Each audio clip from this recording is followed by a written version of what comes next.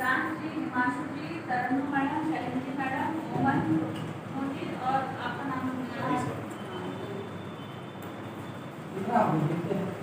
3 4 5 6 7 पास कराने में Angela madam, Neetu madam, Anu ji और आपका नाम 1 2 4 मतलब आप लोग जिम्मेदार पद में हैं, मेरे से कोई चर्चा तो नहीं हुई है। नहीं, आपसे चर्चा हुआ था। नहीं, टेंडर लगा भी रहे हैं तो भी मेरे से इतनी चर्चा हुई कि हमारे मोहल्ले में क्या करना है। सारे विषयों में सहमति बनी। अधोसंरचना को लेकर एक विवाद की स्थिति उत्पन्न हुई, जिसमें वोटिंग की भी स्थिति आ गई और वोटिंग हुआ भी, और जिसमें लगभग पार्षदों ने तो, हम तो विपक्ष में तो हमारी तो आपत्ति थी ही, और सत्ता पक्ष के भी कई लोग थे जो उससे असहमत थे। उन्होंने पंजी में अपनी असहमति जताई है, उसके बाद हस्ताक्षर किया है।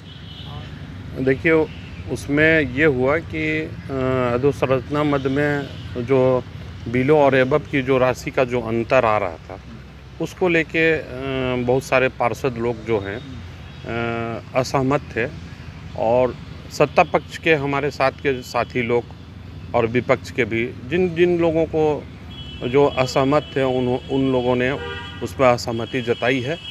और वो जो पंजी जिसमें हम लोगों की उपस्थिति होती है दर्ज, उसमें सभी लोगों ने असहमत करके लिखा। हुआ अधोसंरचना मद अंतर्गत जो टेंडर बुलाया गया था 32 कार्यों का, उसकी दर स्वीकृति को लेकर के पार्षदगण आपस में असहमत लगे। उनको लगा, किसी को लगा दर बाजार दर के अनुरूप है, किन्हीं को लगा कि नहीं बहुत ज़्यादा है।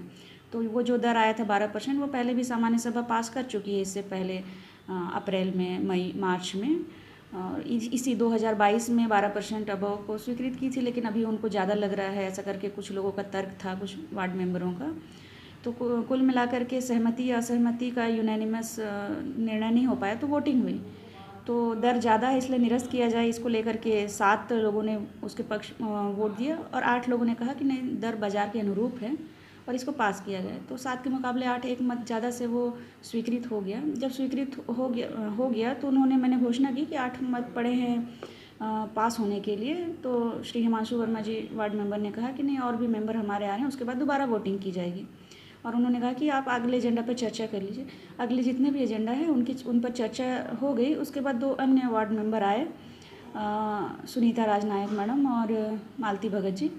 और उसके बाद उन्होंने सारे एजेंडा ख़त्म होने के बाद अध्यक्ष जी से निवेदन किया कि दोबारा वोटिंग कराई जाए। तो अध्यक्ष जी ने कहा कि नहीं, एक बार वोटिंग हो चुकी है, दोबारा इस मुद्दे पर कोई वोटिंग नहीं होगी। और यही था, इसी वजह से काफ़ी गहमा गहमी की स्थिति बनी थी।